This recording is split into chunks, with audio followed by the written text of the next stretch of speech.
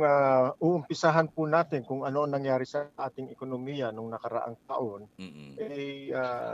pabagal ang ating ang paglago ng ating ekonomiya. Ang ating ekonomiya ay lumago lamang ng 4.4% noong 2025. Malayo po ito dun sa target na 5.5%. At kung yan po ang pag-uumpisahan natin para po sa taong ito, nung nakaraang taon, wala pong gera.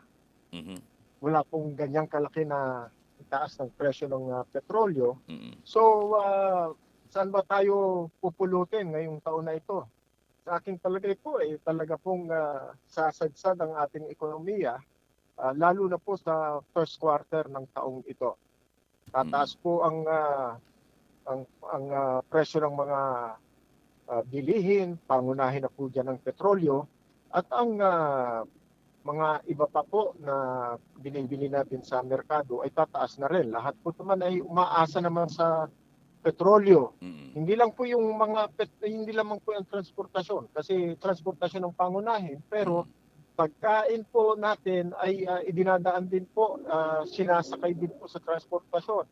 Ang ating pong mga gulay, ang ating pong mga produkto sa pabrika, dadaan po yan sa logistics supply natin, kasama na po ang ating transportasyon. So, pagka tumaas ang petrolyo, tataas din po ang presyo ng mga pangunahing bilihin natin. So, dahil sa tracking, asahan natin na magkakaroon ng inflation. Sinabi na nga po ng kalihim ng Development Department na 6 to 7% ang pagtaas ng inflation.